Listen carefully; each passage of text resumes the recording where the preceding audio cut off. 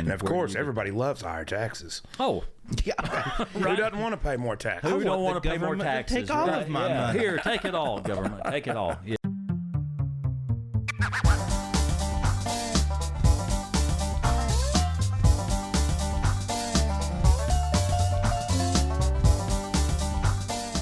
What's up, everybody? Welcome to the 4th episode of Hollercast. We're stoked to be here. We got a great conversation for you today, as always.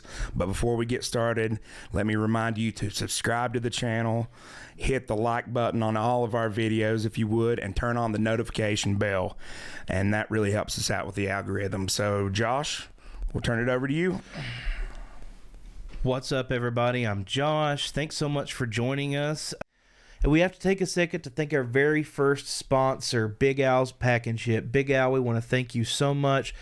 We're so grateful for you taking a chance on us, believing in what we're doing, and we really hope that we can work together for many years to come. Big Al's Pack and Ship can handle all of your shipping needs, from just dropping off a package to full-service shipping, U-Haul rental, and more.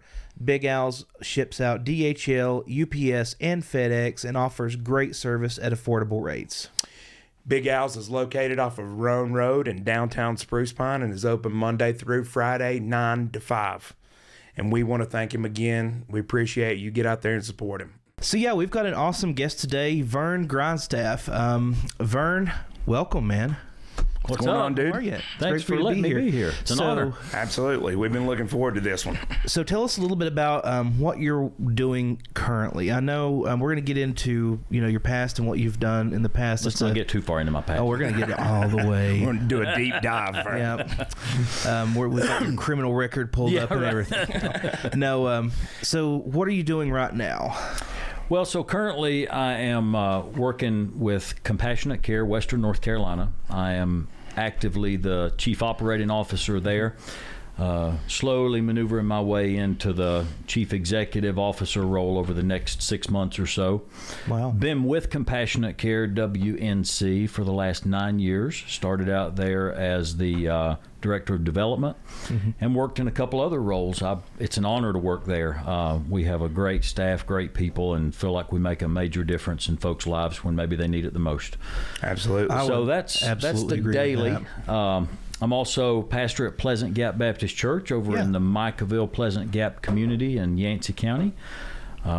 And have my car dealership on the side, call it my side hustle. So move a few cars and love every minute of that. I'm a car guy, so I don't even feel like I'm working, I understand. I that. And you live in Bakersville, right? I live in Bakersville, in town. Nice. Yes, yeah. Cool. So your car, you can shout out your car business, man. Capital City Auto Sales down by the creek in Bakersville, North Carolina. Yeah. I love the name, capital man. city. Yep, capital city. I would agree with you. I think, and for those who aren't familiar with the name of, it's hospice is what it's largely known as. We are Hospice and palliative hospice, care, right? palliative care. Hospice and palliative care. Yeah. Yes. And I would agree that when someone is going through a death, whether it's the person themselves who is going through that transition or the family, that is absolutely when people need help the most. Yeah. I really think it is. So y'all do some amazing work. It's a very sacred time, Josh Chase. I feel like anyone who receives a terminal diagnosis or, in the case of palliative care, a chronic illness that is oftentimes debilitating, that is a transition of what's a very sacred time, an important time in the patient's life, but also the family's life. I think all of us, when we hear hospice, we think, well, I'm dying. And that's not always the case. Right. Typically, there does need to be a bell curve of a physician saying, I would be surprised if the patient was here in 6 months to qualify for hospice. Right. But at the same time, in that time period, a patient has the opportunity to really do a reevaluation of their entire life, to hit the playback button, if you will. And in that time, there's a lot of important decisions that are made, a lot of reconciliations that can be made with family members and loved ones and friends. And it's a time that folks have. Not everyone gets that opportunity, but a lot of folks on hospice do get the opportunity to make a lot of difference in that last part of their life. Yeah. So yeah, it's tough. And you guys serve quite a broad Hey, we were talking before. You said north, all the way into Buncombe County, Yeah, right? we serve Mitchell, Yancey, Madison, and northern Buncombe counties. So, like I was telling you, Chase, with the Buncombe County, we don't go all the way into the heart depth of Buncombe County. Typically, we serve the River Arts District back into Madison County. Gotcha. Well, I've heard a lot of great things about you guys. Well, thank you. I really have. I've heard more than a couple people say you guys are fantastic at what you do. So I think that's a. So how did you get involved with hospice care and all that? You know, it's cliche, but I wasn't looking to get into hospice care. Matter of fact, that was the last thing that was ever on my mind. And you know, my granddad always told me, he called me Matthew, of course, but he said, Matthew, rolling stone gathers no moss. Well, what that meant was, for a long time as a youngster, I was going from job to job. Right. You know, if I didn't like it, I'd leave and have another job in 2 months or something. Right. But when I got into hospice care, I was working in community stuff quite a bit in some other areas, but the CEO, who is currently the CEO, Ronnie Gregory, he reached out to me and he said, hey, you seem to have a lot of connections in Yancey and Mitchell County. My mother's a native of Yancey County, my dad Mitchell County, know people in both counties. And he said, we're looking for someone who can build relationships with physicians, nurses, assisted livings, skilled care facilities, hospitals, and so forth. And at that particular time, the role was somewhat of a marketing role, where I would go in and build those relationships with those individuals to say, this is how we can serve your patients. And so the job came to me. I got a Facebook message, a private message. Cool. Really organic. Huh? And it was really organic. I mean, you know, he said, hey, would you be interested in sitting down and having a conversation with me about something? So I'm always open to a conversation. And, man, I just kind of fell into it based on that. And it didn't take me but a couple of weeks to say, I found a sweet spot here. You know, loved every minute of it. And the same as I said about cars, when I wake up every morning to go to work at hospice, I don't feel like I'm going to work. Right. I feel like I'm walking into my second family. Right. I'm going to spend the day with them, and I'm going to make a difference in someone's life in a better way. You know, we all have an opportunity to make a difference every day, and I hope it's in a better way. So, well, you know, we were talking about last night. We had Jennifer from Safe Place in here last night, and we kind of got into that same thing with her. Just how, you know, something that you know you're doing good work, and you know you're doing, you know, kind of the Lord's work or whatever.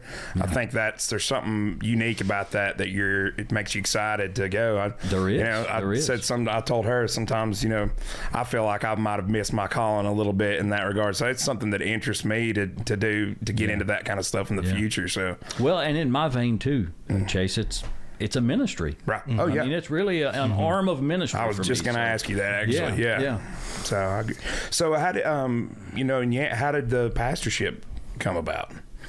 Well, going back to 20 years old, I guess, maybe before that, and that's a long story. My first ever real career, that you would call it, not a job, but a career, was the funeral industry. And so I worked at Webb Funeral Home, got an apprenticeship there when I was a senior in high school, and started working there, ended up going to school for that, and it was through the funeral home that I felt God's call in my life to be a minister, a pastor. And, you know, I look back on that, and it was sitting in funerals, and my heart would just break for people. Yeah. And I'd find myself sitting on the pew crying with these people that I really didn't even know. Yeah. You know, my dad's a pastor. Yeah. And love your dad. Yeah. Shout out, Dad. So is my dad. Yeah. I love your dad. The whole thing. But, you know, he's kind of in it, I think, sort of inadvertently fallen into one of those roles where whenever there's a funeral to be done and the family doesn't necessarily have a relationship with the church or something like that they reach out to him, and he's done some, you know, one of the proudest moments of my dad is he did a funeral down in McDowell County for I believe she was like 16 or 17, overdose.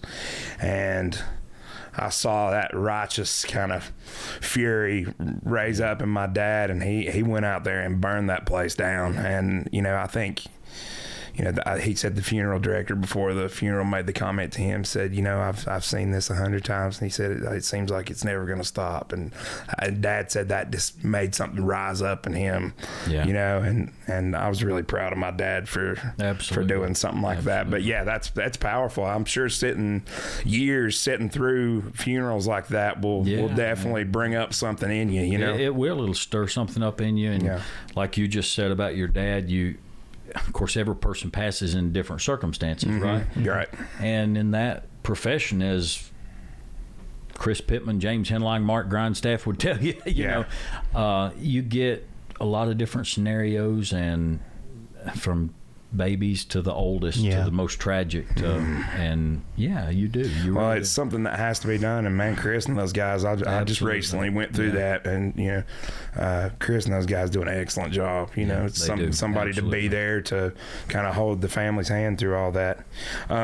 I got a quick question real quick. Did you go to mortuary school? I did. That's awesome. Where'd you go? Yeah, I went through Catawba Valley, but it was Fayetteville Technical Funeral School through Catawba Vallay. Right. What kind of program is that? Is it like a 2-year program? It's a 2-year associate's degree. That's awesome. Yeah. I wasn't sure. Yeah, and you can get, we may be veering here, but you can get an associate's in just funeral directing or in mortuary science. That's cool. Or a dual. Yeah. Gosh, that's always one of those things. It always seemed like, I know the Balkums did it for the longest time around here. I believe back, I don't know who it is now that do they do mortuary stuff at Webb now? Yeah. Do they? The Balkums. Yeah, it was a family that did it for years and years and years around here back in the day. Really? I'm not familiar with that name. I don't know. Yeah. You remember Jennifer and Yeah. Yeah, their family was into that. I'm not sure. I always assumed it was at Webb, but it may have been some. I just associated the Balkums with Mr. Balcom. I thought you meant Holcomb. Holcomb Brothers over. No, Yancey County. Yeah, I thought Balcom. Yeah. Holcomb. Yeah. I see you. So you're and I know you get this joke all the time. But I have to say I know where you're going. I have to say it, Vern. I have to go say for it, Josh. I know where you're going. Preacher, a used car salesman, and a politician, all in one person. So I tell people all the time, you don't have to be crooked. No, you don't. You don't. Right? No, I broke glass ceilings. I have broke glass ceilings my whole life. That's what it's all about. Yeah, so I'm unorthodox in every way. You went. So go and I say that to segue into your political career. So you sat on the Board of Commissioners here in Mitchell County for how long? How many terms? 2 terms, 8 years. Yeah. That's awesome. What was that like?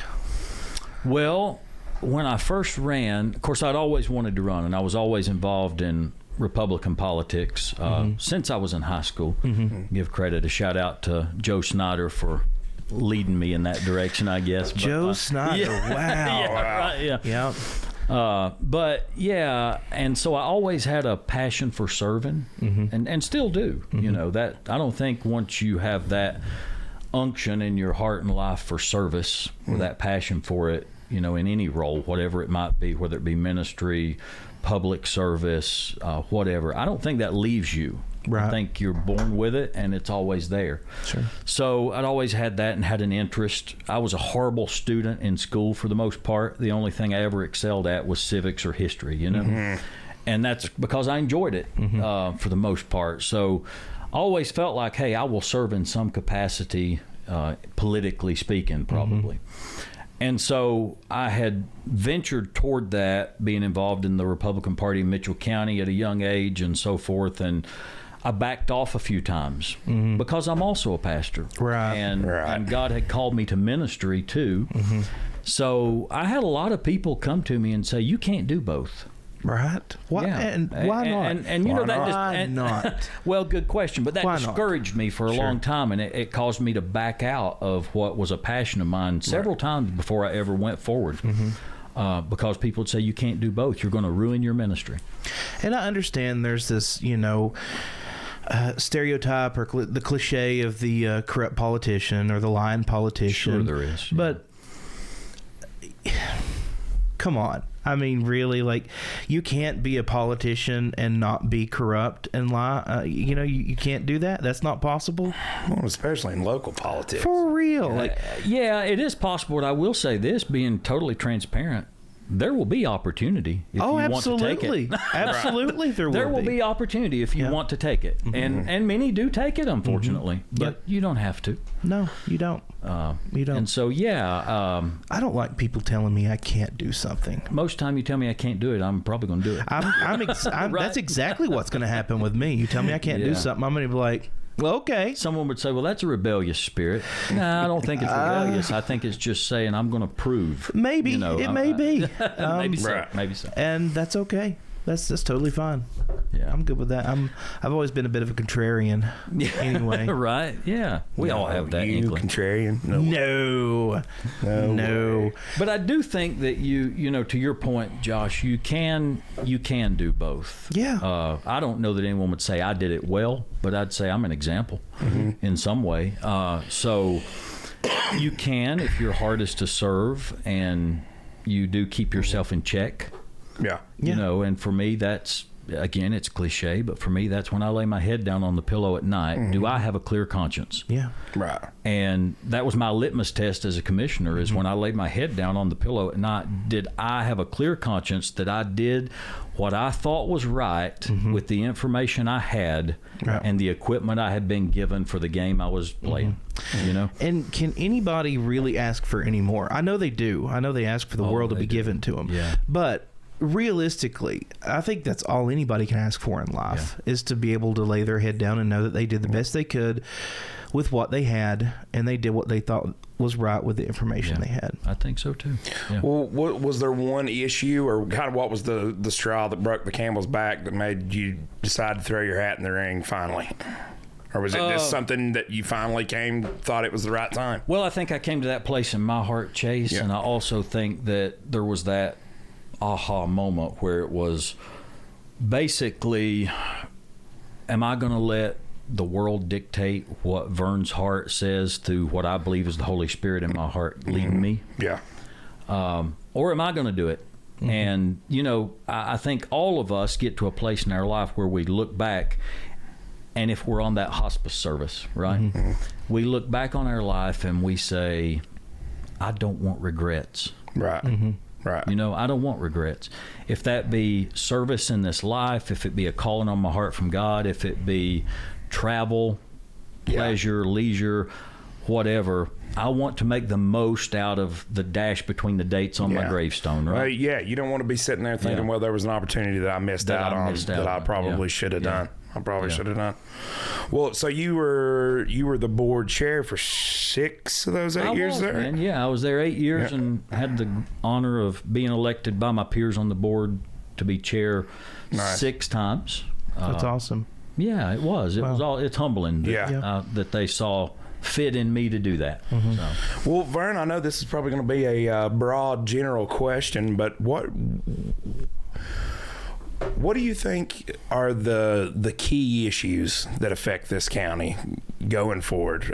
So you recently are off the board. Yeah, I went off the board last December. Yeah. Gotcha. Yeah. So, as an outgoing board member, can you kind of, in general, and I know this is, that's a broad, giant question, but in general, what are some of the issues? What are some of the issues that you dealt with? What are some of the issues that you think are going to be important to this county going forward?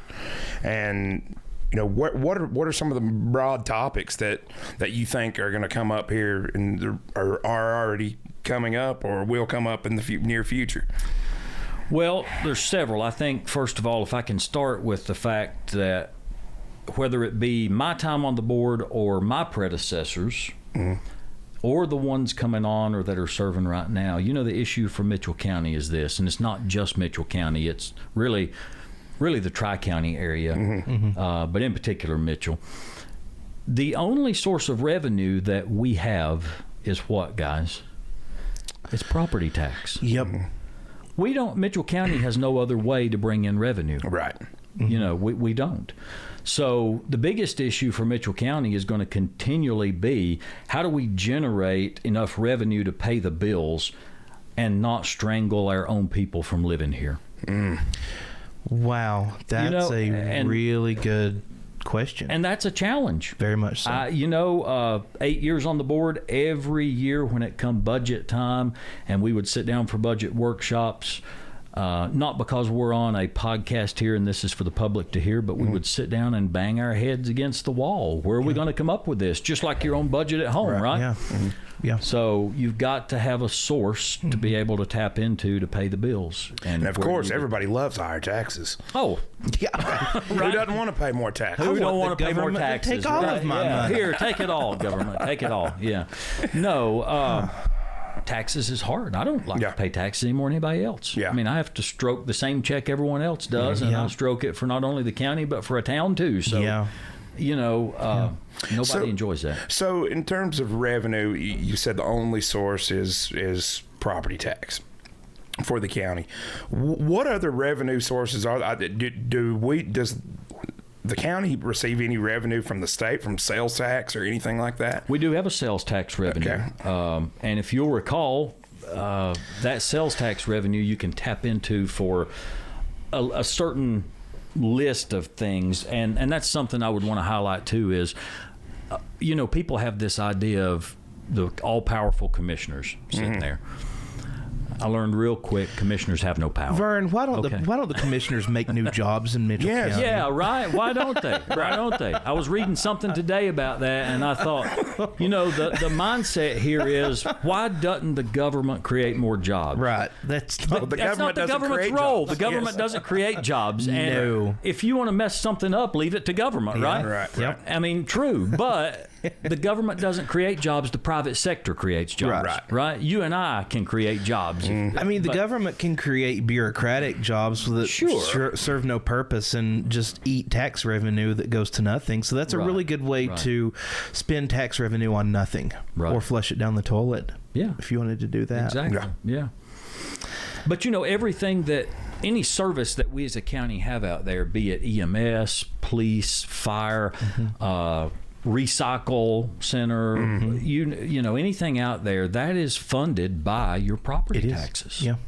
So all of those things that we tap into as citizens have to be coming from somewhere, and it comes from the revenue of your home and your property, right? Right.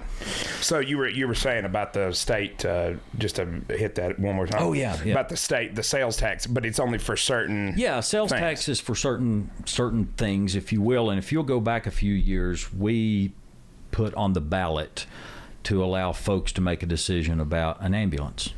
Yeah, I remember that. Remember that? I do. So we said, hey, rather than just instituting this, we'll see what the citizens say about this, and we want to fund that ambulance not from your property tax revenue, but we want to tap into the sales tax to fund that. And we would have been allowed to do that because the legislator would have given us permission, if you will, to do that. So that goes back to that broad comment I was going to make a while ago about how really the only authority and power that commissioners have is what the legislature grants to commissioners. Right. So your decisions are made in Raleigh ultimately. Right. But, and you'll recall that EMS thing failed. It was not passed by the citizens for the sales tax use to go to that ambulance. So then it put the commissioners at a place where we had to decide, is this a need that we have great enough that we're going to tap into the revenue of property taxes to fund this? And, that was a tough call, but the data was there to show we need that ambulance. Wait times were long for EMS and so forth, and so we got some flack for that. But it was a need that was there, and we're elected to make those hard decisions. Right? How much of that failing do you think was the result of the misunderstanding that was going to be a new sales tax? Because I heard that a lot, that they are going to raise sales tax. I remember fighting that with somebody too. Yeah. Trying to explain to them, but I don't think it goes back to misinformation. Yeah. Misinformation. People or are just lack of information. Well, and again, that's the reason we want to do something like this. Yeah. I feel like it's a need, Lack or miss. But I can tell you, as a former commissioner too, and I think any of the folks on the board right now would agree to this, it's very disheartening for a commissioner, because when you're sitting there in a public meeting and there's two people in the audience, Yeah, I know. You know what I mean, guys? Yeah, yeah. It's like... And then all this stuff, all this misinformation and disinformation, or just simply not understanding goes. Meanwhile, and everybody's bitching and complaining, and it goes rampant on Facebook. Where were you? It goes rampant on Facebook, and all the information's not even on Facebook. No, right. You know, you sit there and you read what's put out on Facebook, and you're like, that's not exactly correct. Yeah. You know? So let me ask you a question, and you can tell me whether you think this is an accurate assessment or not. So it sounds to me what you're saying to me is that when you got on the board, you were surprised at how tied your hands actually were. Oh, absolutely. Wow. Yeah, absolutely. Okay. And I think any new commissioner would tell you the same thing. Right. And I was, I learned to adapt to it, Chase, and I was okay with working within the system because we have great legislators that are there for us, you know, and they're willing to help and they want to help, and they'll introduce local bills if the board passes a resolution and sends to them and requests it. But yeah, I believe there's been plenty of former commissioners that say, I'm not doing this again because I really can't do anything. But see, you go on there with this mindset oftentimes of I'm going to change the world. I'm going to change the world. I'm going to turn Mitchell County upside down, you know? Right. And then you realize, well, first of all, I don't have the ability to do that based on what the legislator will allow me to do. But then second, you realize I'm just one person and there's 4 others sitting here with me. Right. You know, and then comes the old adage, 3 can raise the dead, 1 can't do anything. right, true. You know? Yeah, definitely. Yeah. Definitely. So can you speak to, does the county have to balance a budget? The county needs to balance a budget. If the county does not balance a budget, you can only work in the red for so long. And then ultimately what will happen is the local government commission will take over your county, and you will not have independent authority to make decisions for your county. They'll be made for you by Raleigh. Has that happened? That's not to Mitchell County. Not to Mitchell County, but to others. It has happened. It has happened, yes. Wow. They write your checks for you. They give you the yes or the no because you get yourself in such a hole that they say this county is going to go bust if something don't change. So in general, does Mitchell County operate at a deficit? Do we balance a budget? Typically, Mitchell County balances a budget. That budget is oftentimes balanced with fund balance, which in layman's terms is your savings account. And when you get into your savings account, this is where we go back to the local government commission. A county, depending on its size, but in particular in this situation, a county is required to keep a certain percentage in fund balance. If you do not keep a certain percentage, in this case it's 9%, if you don't keep an average of 9% in a fund balance, that might be 8%. Mavis Parsley'd slap me right now. but let's go with 9. If you don't keep 9% in your fund balance, that's where you get in trouble, and the local government commission comes in and says, we're going to make these decisions. And that's 9% of the county's GDP. Your overall GDP, yeah. Gotcha. Okay. Well, I posed this question to Jimmy on that podcast, and I want to get your take on it too. How can Mitchell County raise its average home GDP, the average household GDP, to a place to where they can start caring about local politics in addition to entertainment and stuff? Because I think a lot of it, going back to there's only 2 people in the audience, a lot of that is people are maybe agnostic as to what's going on in the county, and they don't really think about it or know or whatever, or they're busy just trying to make ends meet, trying to keep their lives going, to really think about it. I think it's a little bit of all that, Josh, but let's be real. The commissioners meet the first Monday and the third Tuesday of every month. Meetings are at 5:30, 6 o'clock in the evening.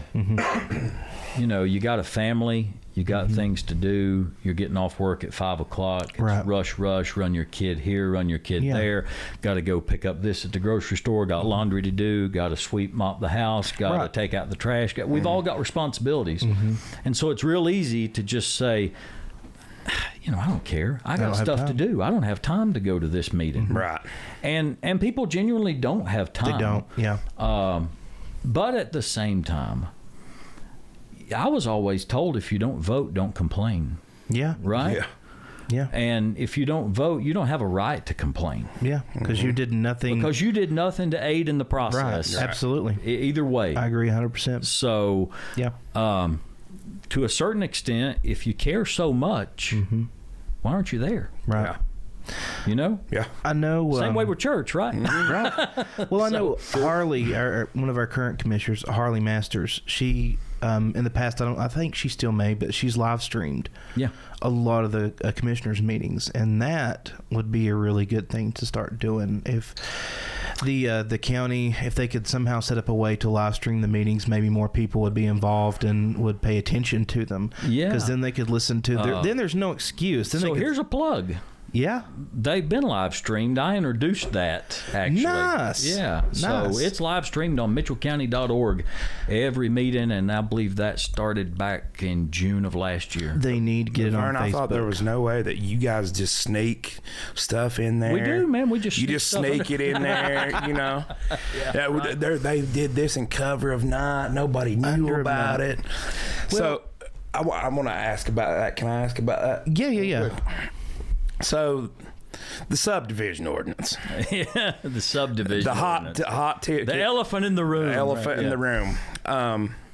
So you just said the meetings were live streamed. They are. I've heard 1,000 times that they did this without telling anybody. There was no notice. There was no nothing. So what exactly is so controversial about the subdivision ordinance, and why is there a hoopla about it? Can you still man both arguments, both sides? Yeah, I can, because you know what? I got friends on both sides of that argument. Okay, good. And I like everybody on both sides of that argument. And I'm also a property owner, and also got an entrepreneur spirit myself. So, Yeah. Okay, here it goes. The subdivision ordinance was created out of what was a concern because of, new subdivisions going into Mitchell County that were not meeting minimum criteria when it come to erosion control, when it come to setbacks from private property that bordered a subdivision property.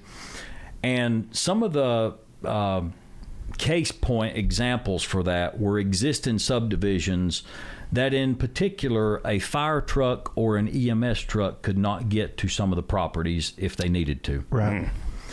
And there was concern for that, right?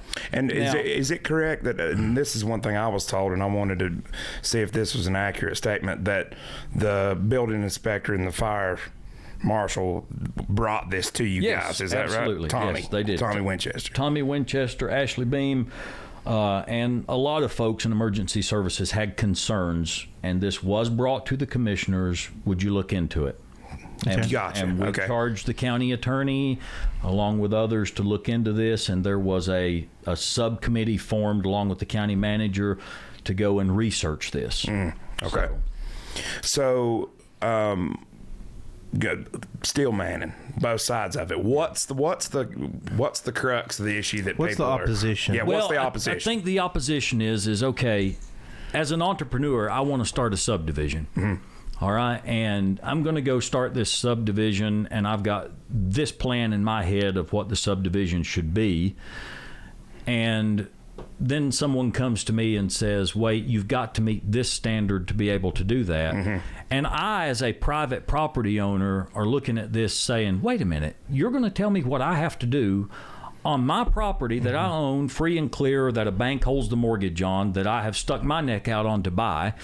But you're going to tell me that I've got to spend this much money to fix erosion control, to put a certain width road into my subdivision with a certain amount of packed gravel, be it 6 inches or 8 inches of packed gravel on that road.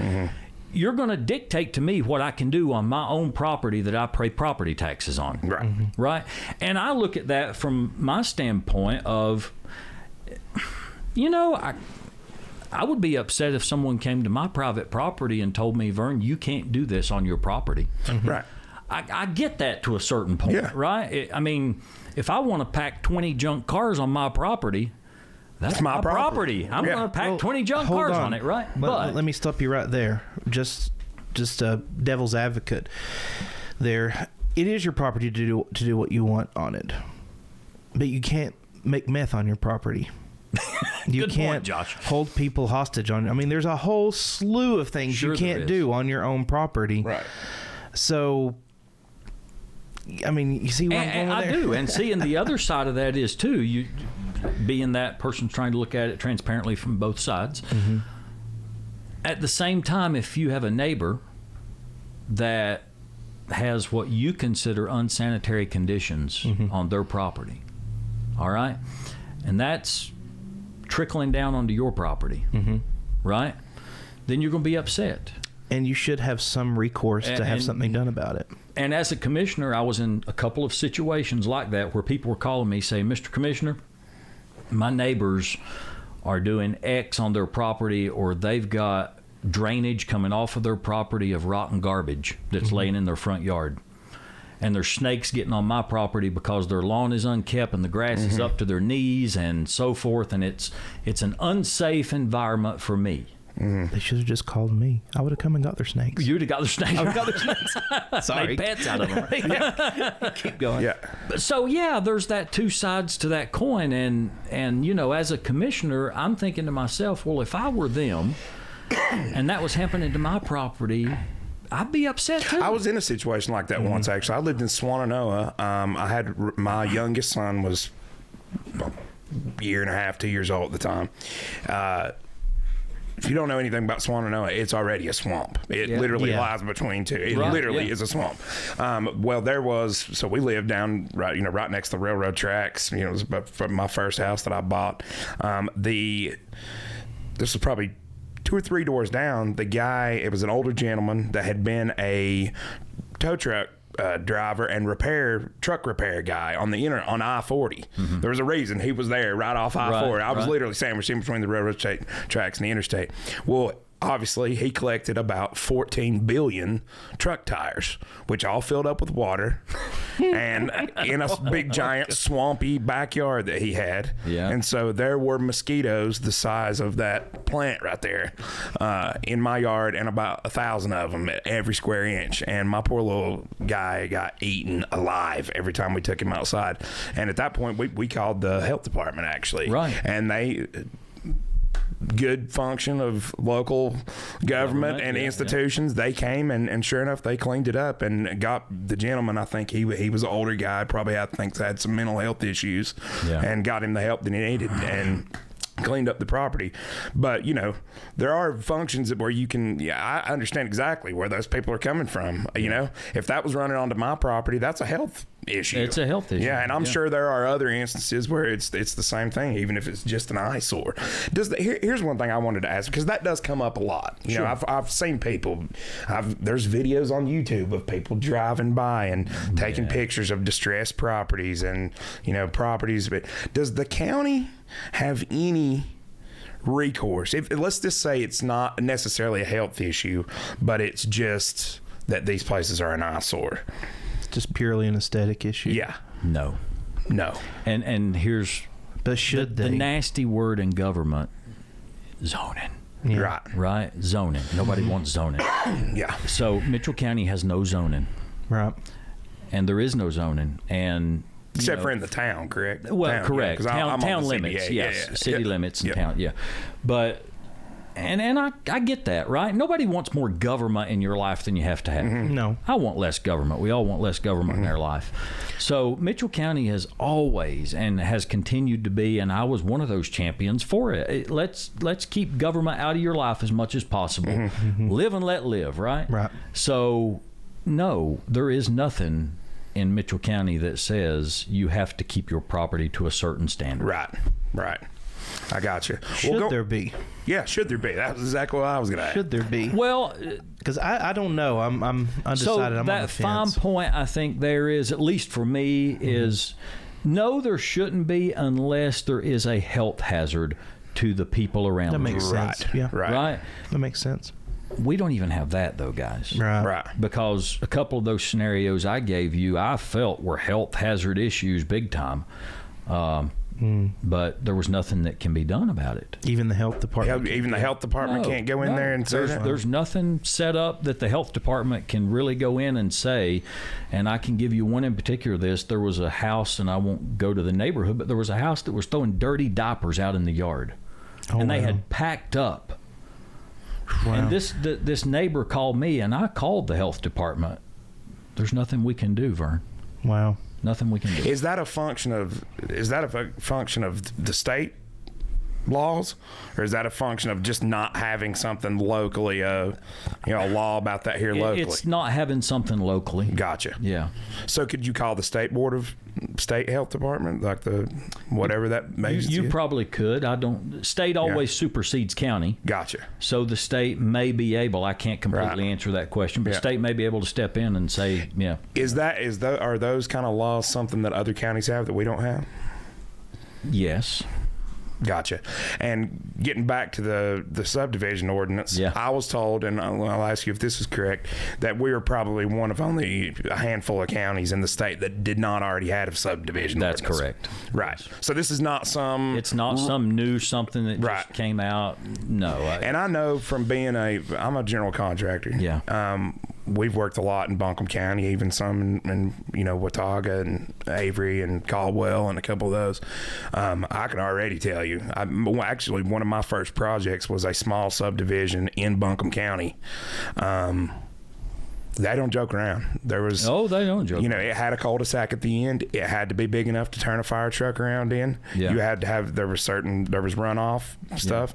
And it was very strict, especially in the city of Asheville. Right. Not to mention just Buncombe County. So, I've read through, the subdivision ordinance. From what I can tell, somebody had made this comment. I can't remember who it was. Forgive me, but that the subdivision ordinance that was passed here really doesn't have it's pretty minimal. It was designed to be light. Right. It was. Gotcha. Now, to my friends who are on the opposite side of that spectrum that are not pleased with the subdivision ordinance, I know the county manager, along with a commissioner and some others, were going to sit down with those folks and say, what is unreasonable to you in this? Right. And if it is feasible that it can be lightened up on, I don't know what the current board will do, but I know they were willing to hear from the other side, which I think is good. And and I did, even though I'm a former commissioner, I heard from the other side because a couple of those guys called me and we talked about it, and I said, I'm not there anymore, can't make that decision, but I believe the board will be willing to hear from y'all respectively. Right. And if there is something that can be lightened up, I think they will listen. Right. So I'm not sure where they're at and all that, but you know what? But it's not one of those things where the county was wanting to say, and I was part of the group that passed that ordinance. It was not something that we're wanting to say we want to prevent development. Because that's not the case. Yeah, you guys definitely want to prevent development for sure. That's right. Inhibit growth is all you're about. Yeah. Yeah. I understand. Well, that's good to know that those folks have been reached out to, and it sounds like something is being done, and I think that's reasonable. And quite frankly, I do understand both sides of that. I do too, Chase. I do too, completely. Any chance any of us get, we want to expand our portfolio, right? Mm-hmm. So sure. I get it. Well, if the opposing voices want to be heard, then they need to ask themselves, to quote Jimmy, what is the outcome that you seek? Okay.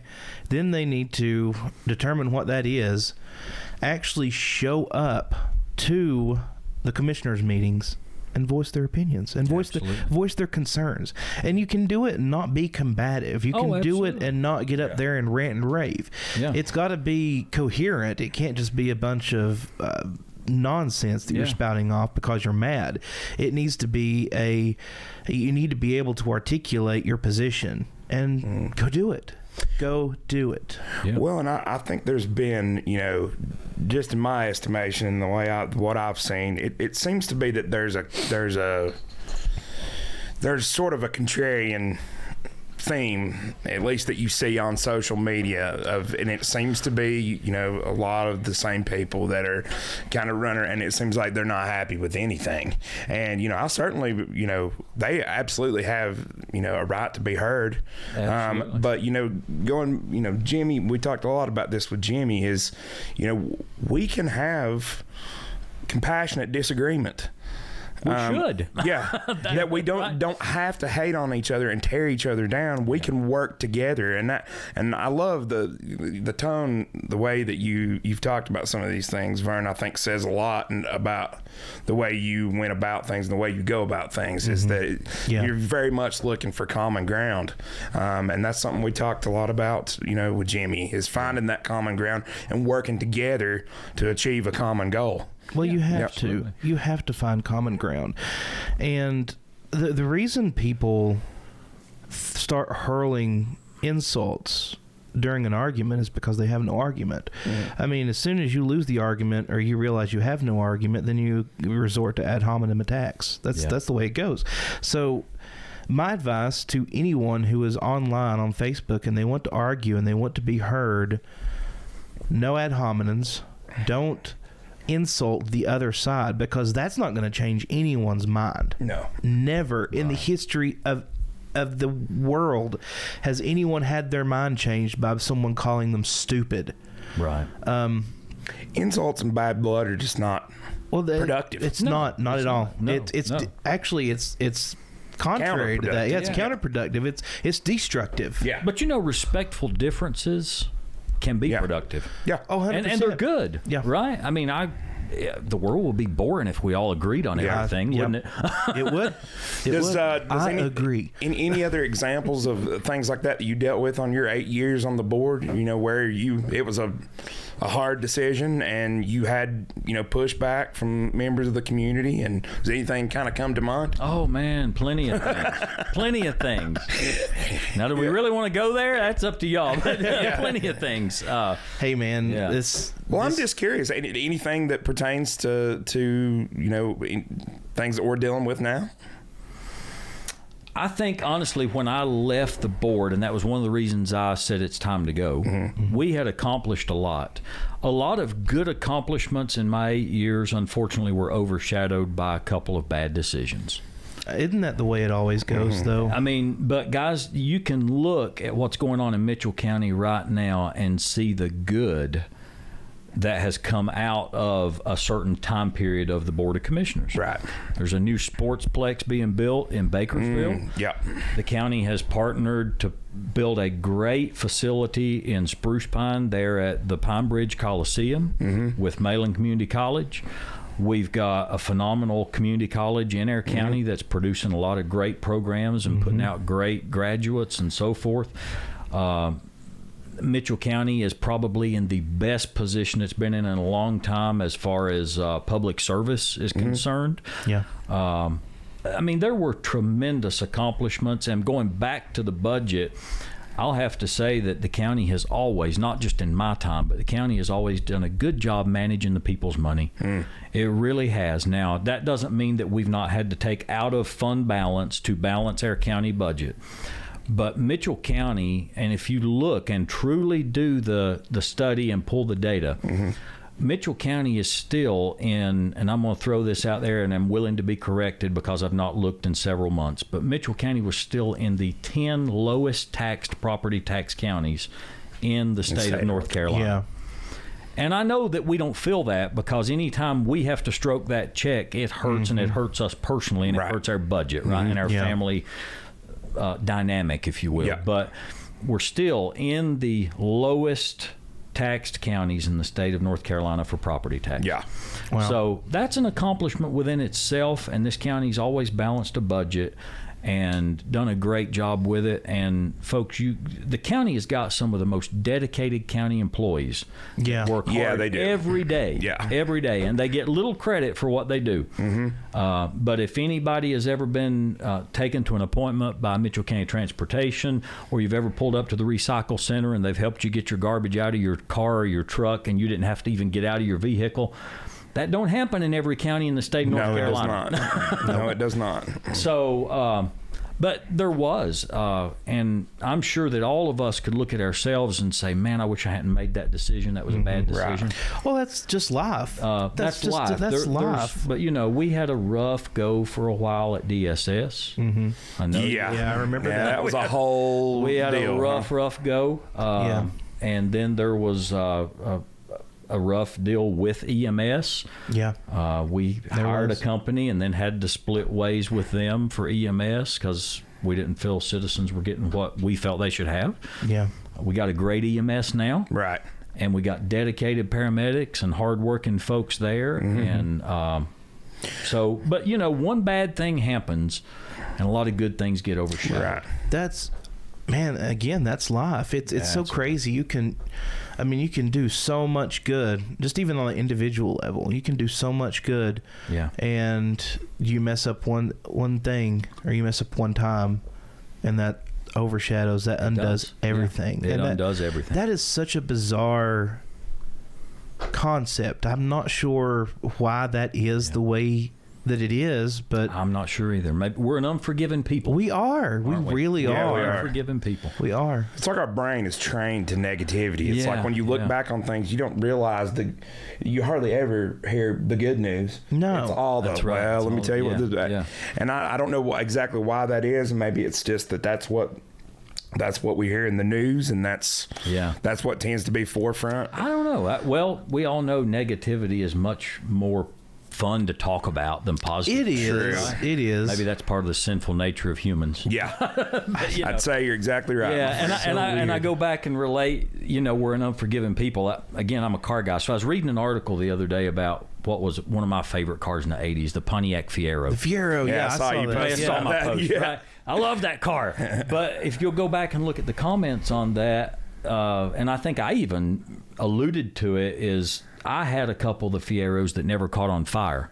Right. A lot of them caught on fire. Right. Well, and then the essence of the whole thing is it didn't last long in production because people were unwilling to forgive the fact that a lot of them caught on fire. Right. So they got a bad reputation. Yeah. Pinto. It could never come. The Pinto. Yeah, the Ford Pinto, man. I'd love to have one today, right? Just don't get rear-ended. Yeah, right. And you know what it all boils down to is the amount of money you want to spend on a cleanup crew, because Ferraris and Lamborghinis, they catch fire all the time. All the time. But you never hear it. Now, you see YouTube videos all the time of them bursting into flames. Yeah. But they don't have that reputation because they're Ferrari and Lamborghini. I started to say maybe that's because you have to pay $250,000 for that. to get in the door to Just one. to get in the door. Yeah. Fiero wasn't hardly that. No. That was a pretty hot little car, though. They were. Man, it was a great little car. Fun car. Mine changed colors. You could look at it one way, it was orange. Look at it another way, it was red. That's awesome. Yeah. Let me ask you this. I know the answer, but I'm curious. Do you know what the first mid-engine sports car was? The first what? Mid-engine sports car. Since we're on the topic of mid-engine sports cars. Huh. The very first one. What was it? Lamborghini Miura. Ah. The Lamborghini Miura was Really? the first one. Yep. Huh. Mm-hmm. I Yeah. didn't know that. Yep. Leave it to the Italians. I know, right? Exactly. I know. I know it. Yeah. So one thing I wanted, I know this is always something you hear on Facebook. What's going in here? What's going on there? Let's talk about a couple of these projects that you mentioned just a little bit ago. So the sports complex that's going in at Gooch. Can you tell us a little something about that and kind of what all it entails? Because I don't know that many people really know. So, and some of this could have changed since I left the board. I'm not sure. So this is your information as you know This it. is prior to January 1 of 2023. Gotcha. Okay. At the particular time, it was to be an indoor, run by the rec facility by Brock's crew. Okay. It would be available to the public. Mm-hmm. Not just for Brock Duncan. Brock Duncan, Yeah. the recreation director. Recreation director, yeah. Be managed by him and his crew. Okay. But it would be an indoor facility with a walking track around it, with a workout room, with yoga rooms, with a pickleball court. Hopefully, I don't know where they're at on that. You like that? Yeah, And I've been pushing this pickleball court thing for years. Yeah, I think pickleball's. I've just recently played it within the last like 3 months. Yeah. I'm a fan. I've never played pickleball. Well, and I'm a fan too. My father-in-law is a fanatic about it, man. Yeah. I'm like, well, it's the old person sport, right? Weird thing. For those of us who don't know what is pickleball? It's old person tennis. It is. Oh, okay. That's literally what it is. Okay. And you have to have very little athletic ability to be. Oh, I would fit decent at right it. in. Oh, That's great. That's me, man. That's why I love. But yeah, I don't have to be athletic. Right? Strange little aside. I was up Pensacola, way up Pensacola on 197 today. There is a family that has a open to the public pickleball court up there. Is there really? I found it on Google Maps with the pictures and everything. Holy cow. Wow. Weird. No kidding. Anyway, so Cool. going back to the going back to But the that was facility. that's what it's Yeah. supposed to be, of that nature. And also, and again, I don't know where they're at on this, but I was very pro and still am a splash park for kids. Yes. Outside of that facility. I heard that as well. I also that's heard awesome. that the Senior Citizens Center out next to the county office in Ledger. Oh, yeah. They do the Senior Citizens workouts in the cafeteria at the Senior Center. Is that correct? And my understanding was that was also going to be able to house that. That was going to be able to house that. Gotcha. Again, I don't know exactly the time periods, but I know the plan is that at a certain time, Brock's rec facility would take place, and they would use that for some of the rec practices and stuff of that nature. Gotcha. But there would be a large span of time that'd be open to the public. And boy, he needs a new building. If you've ever been over there, that thing is older than the hill. That's a shack, pretty much. And shout out to him. They do a great job They do over a there. phenomenal job, man. Yeah. And you've seen the post on Facebook where they go out, him and Ryan, and they lead the folks at the senior center and work out. Yes. And that means so much to those folks. Right, and there's a lot of people that don't understand. If you don't know an elderly person that's taking advantage of that or whatever, I know I have a neighbor of mine that's been kind of my adoptive grandmother for a long time, and she loves to go out there and play cards and do all that other stuff. And one of the things she does is do the exercise program. So I think that's really cool. So they're also redoing my understanding was they're raising some of that land out of the floodplain. Is that correct? Raise up out of the floodplain. Yeah. And they're gonna do the soccer fields for the rec leagues, for the youth rec Baseball, leagues, soccer. Okay, cool. Yeah. Cool. Yeah. That's really neat. So the new school in Ledger. Mm-hmm. Can you tell us a little something about that? I'm sure everybody's seen the dirt being moved, and they got the job site trailer in there now, a lot of equipment. I think that was a long time coming. What can you speak on that a little bit? So the county has worked cooperatively with the school board, with Chad Calhoun, superintendent, to make that happen. The county has pitched in financially to help make that happen. Senator Heiss has been phenomenal in helping the county get the funding to do that as well. And as y'all know, unfortunately, numbers are declining for students in Mitchell County. And a lot of people may not realize it, but the school is funded based on how many children are in a school. Gotcha. Well, that's an interesting piece of information that I didn't know. Yes, that's how the county receives funding from the state, is based on the number of children in a school. So there's a reason to combine. There is a reason. And so, tell me if I'm wrong. So we're taking Bowman and Harris, putting that together, and then we're all basically from third grade, as well as Deaton.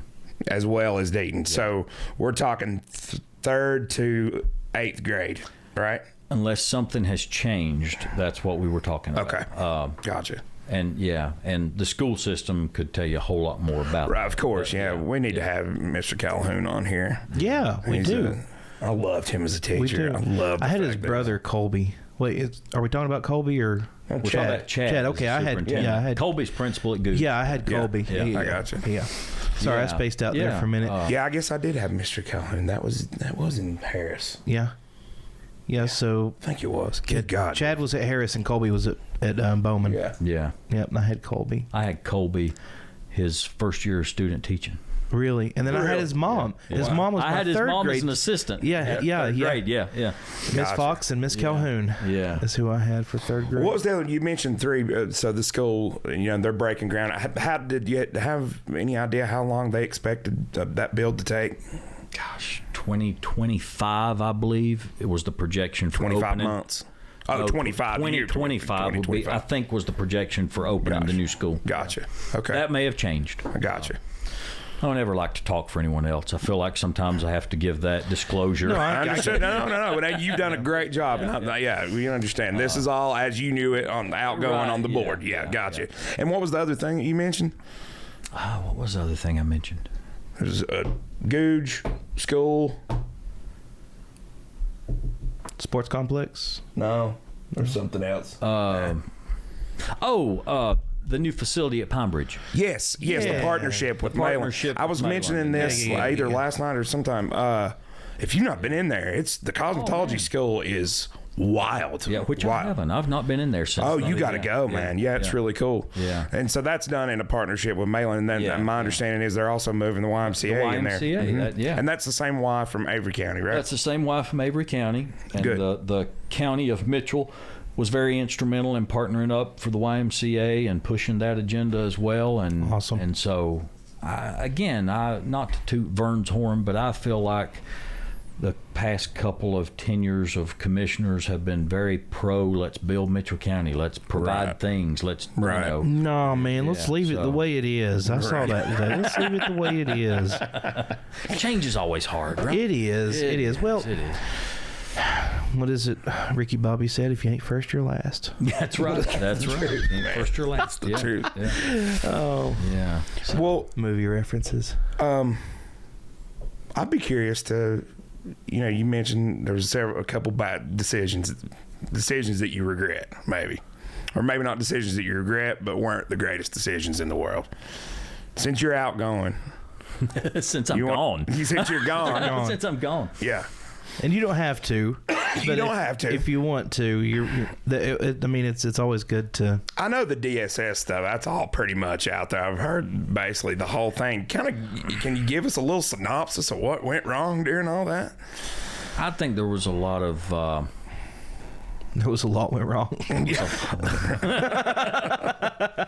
Just when I was first elected as a commissioner, we had approximately 92 children in the foster system in Mitchell County. Mm-hmm. Wow. 92 guys. Holy cow. Yeah. Are you joking? No. Jeez. And that's crazy. It is, right? And I knew that it was large. I had no idea that was the number. Jeez. Yeah. So there was a lot of expenditure, from the county coffer. Yeah. And so that was a big play, trying to sort through those things, and you've always got personalities and of course a lot of and so it was a spiral effect, and I'm not sure in a transition period,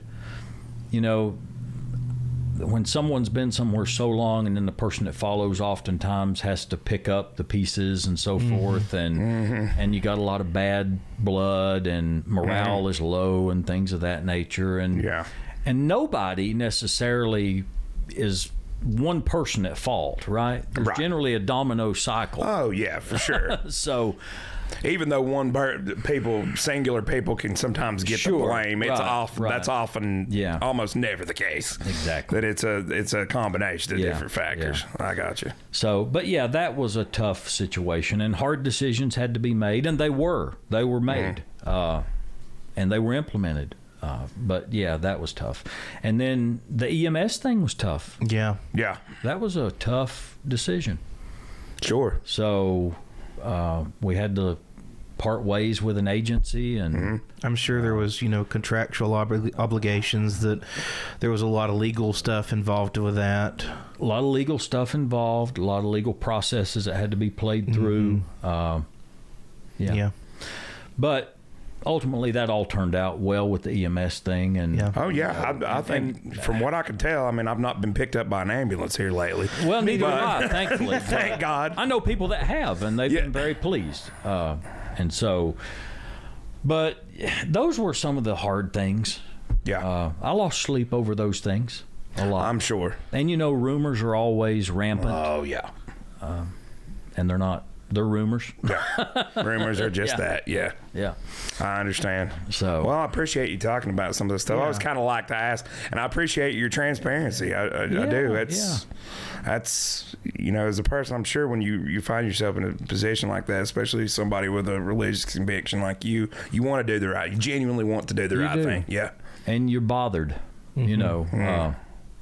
I'm not one of those people that can just let something slide off my back real easy. Mm-hmm. Did it bother you, some of the things you heard said about you? Or? Oh, absolutely it did. Bothered me, bothered my family. Who wouldn't? Yeah, I mean, who wouldn't? Dude, you can't read comments. You can't. I know, can't read right? the comments. I know. That's Joe Rogan's his whole thing. He's like, never read comments. Never read comments. He does not read the comments. I did learn that. Yeah. Yeah. Just don't read the comments. Yeah. Gosh, I don't know. Did you ever have what's it like to be the subject of some of those comments and then see those people out in public? Is that weird? Or do you ever get used to that? I was never one to shy away from it. Right. I approached people in the grocery store that have made comments about me. Mm-hmm. Some people wouldn't speak to me. Yeah. They'd turn and I'd speak to them thinking, hey, I saw what they said about me. I'm going to speak to them. Right. Hey, what's up, man? What's up with this? Right. Yeah. But no, it does. And I lost a couple of friends during that tenure. Sure. My dad told me when I run the first time, he said, boy, why you want to do this? Everybody likes you right now. That's true. That's true. He wasn't wrong. Right. True. He wasn't wrong. And I said, I decided to leave when I left because I still had 2 friends. I wanted to keep those 2 friends. Yeah, exactly. But yeah, it does bother, or at least it does me. I think there are people out there it don't bother. Right. Sure. There's that old adage, any publicity is good publicity. Yeah. I don't subscribe to that. No, I don't either. But How thankful are you that you pastor a church in Yancey County and not Mitchell County? I've got the best church in the world. Yeah. They're wonderful people. Yeah. Wonderful people. well, you've pastored Mitchell County too. I have. You have Yeah. before. Yeah, I have. How long have you been there? Where I'm at now, Pleasant Gap? 9 years now. 9 years. 9 years, yeah. Gotcha. Yeah. Gotcha. So- I just wondered, how different would that have been being in Mitchell County, having people that were affected by what you were doing on the There board. were moments, Chase, I was thankful for that. Yeah. Okay, I see where you're going with that now. Very thankful for that. That's where I was going. Okay, I got you. That's where he was going with that, yeah. Well, that's good. There was, yeah. Church family was supportive of you. And Very supportive. Could not ask for any more support than what they gave me. Yeah. Yeah. And I remember going to them saying, I'm going to run for office. yeah. I wasn't sure what to expect. Mm-hmm. Very supportive. That's awesome. Yeah. Gotcha. That's awesome.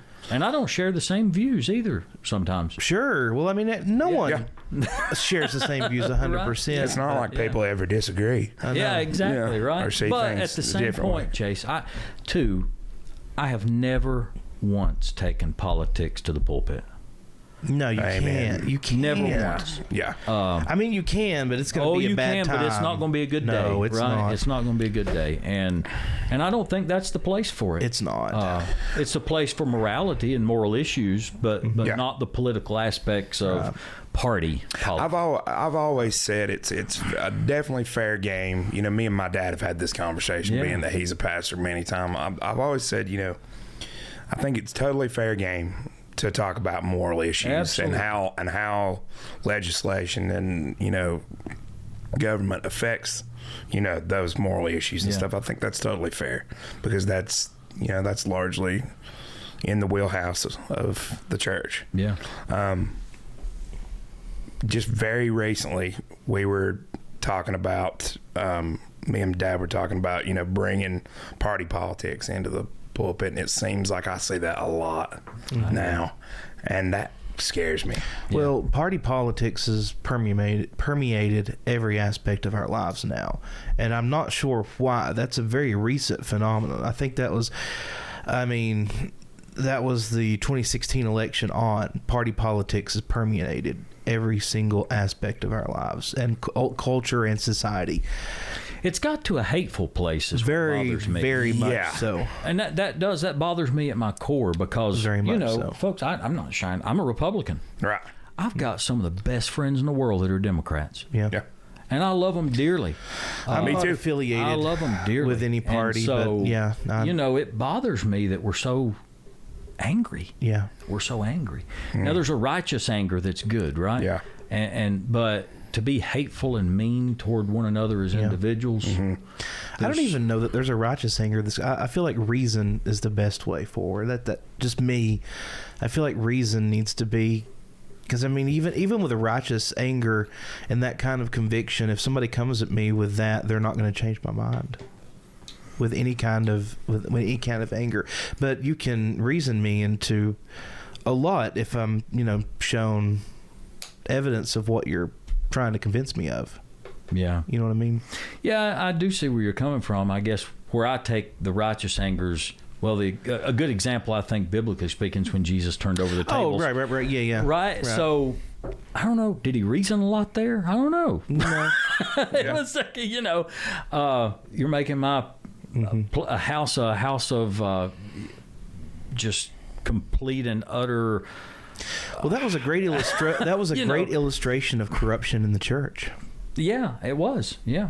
But I had somebody ask me one time if it was vice versa of that, if the church had set up shop in the tax collector's office, what do you think Jesus would have done? Think he would have had the same reaction? that's a good Man, question. that's a good question. I know. I don't know the answer to that. I don't know the answer to But that. somebody asked me that one time, and I was like, "Wow, I've never really thought about it like that." Yeah. That's good. I think that. that speaks to the intertwining of the two. Yeah. Is it really any different either way you put it? It was kind of, I guess, what I thought. Right. And I think it's dangerous. I really do think it's dangerous when those type of things. Again, it's fair to have opinions on moral issues. Sure. But I worry, and I think Donald Trump in particular has kind of thrown, he plays on the religious fervor, but not exactly the model Christian, I would think, at least publicly. Right. So that's hard. That's hard. Yeah. And I think that's kind of... You know what I had someone say to me one time about that, Chase? That's good. There's a great conversation to go there. We could be here all night with this. Right. Oh, of course. I know. But unfortunately, we're going to have to wrap up. I figure soon. we are. Yeah. Yeah. But real quick, though, I had someone say to me early on in the Trump administration when I had made some kind of comment about the morality of Donald Trump. Mm-hmm. It said, we're electing a president, not a pastor. Mm-hmm. Now, that's a mindset, right? Good, bad, or indifferent. I don't know. I'll let you figure that out. Right. But that was the comment and I'm like, all right, we're separating things here. Right. And is that really what we should do? Should we separate the fact that someone can have no morality whatsoever and lead our country or... Yeah. that there's so much nuance to that too. I mean, I would even say that I have different, struggled with that. Different. I'll be honest. I think a lot of people have. I think so too. Yeah. So and I think there's some that do that wouldn't say they would. Sure. Yes, me too. I would say that there's different types of morality, and like I may not be too worried about Trump's like sexual morality. Where I may be worried about his moral compass that would determine if he slaughtered, 50,000 children in Yemen or something like that. Like, I guess I could care less who he sleeps with, but I care more about his decision making on pressing buttons. Sure. So whatever happened I guess to I separate politicians, whatever happened to politicians with moral character and clarity? Like, again, has that ever really existed? No, it hasn't. I'll tell you what it is now. It's the age of the internet. Well, let's go back to that for just a second, because where I always go with that is someone would say, and Josh and I's granddad, if he were still alive, I'd love to hear what he had to say about this because of where he fell on this topic. But one in our day and time, and the presidents that you and I at our age would be able to look back on and know something about based on what we've read or seen or whatever. But someone would say probably the best president morally of our time has been Jimmy Carter. Yeah. But he was a terrible president, some would say. Mm-hmm. Now, go figure. But then at the same time, as we're having that conversation about Trump and his morality, we're looking at Trump on the Republican ticket and his morality. Well, let's go back and look at Bill Clinton and his morality. on the Democrat ticket. How And let's much look at who was throwing stones when, right? And how much different is that really? How at much the end of the different day? is that? Yeah. I agree. So, I Hey, totally Noah. agree. Will you put it on camera 4 on the wide shot and go let our next guest in the house, please? I believe he's here. I think I heard the doorbell. Okay. Did y'all hear a doorbell? Yeah, I did. Okay. Cool. I think there's different types of morality, and it's We could do a whole nother podcast. I know. I Yeah, know we we could could. do- I know. Yeah. I'm not going to get into any more. We'll save that for another conversation. Vern, we got to have you back. Hey, I've enjoyed it. Yeah, we really gotta have. do it, man. I wish it could be longer. If Oh, I I hadn't could have keep scheduled talking about another that. guest like No, back I to get back, it. I get it. We're trying to get them in when we can get them in. Absolutely. Yeah. I got it. Yeah. we like to stay Been ahead great. too, so that way if we do need to take a week off from shooting, we have some in the bank that we can upload get and it. go ahead and have them ready to go. But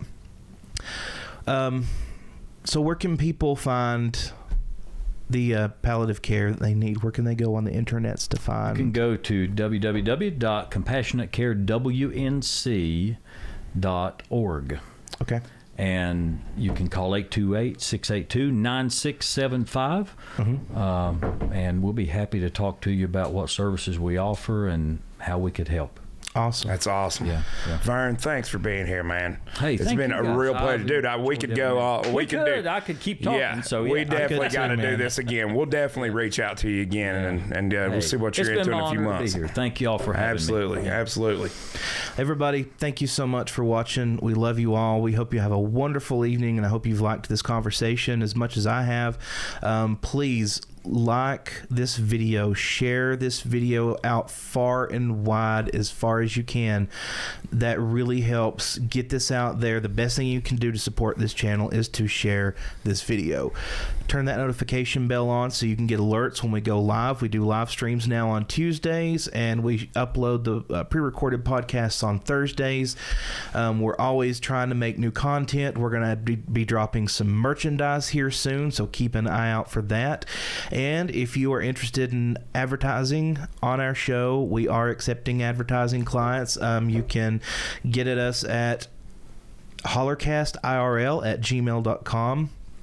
And we'll be glad to discuss advertising rates and everything with you. We have a lot of interest in that already. We've got a first sponsor, which again we got to shout them out. Big Al's Big Al's Pack and Ship. Big Al's. I was in there today. Yeah. Let's go, Big Al. Thank you so much, Big Al, for taking a chance on us. We really appreciate it.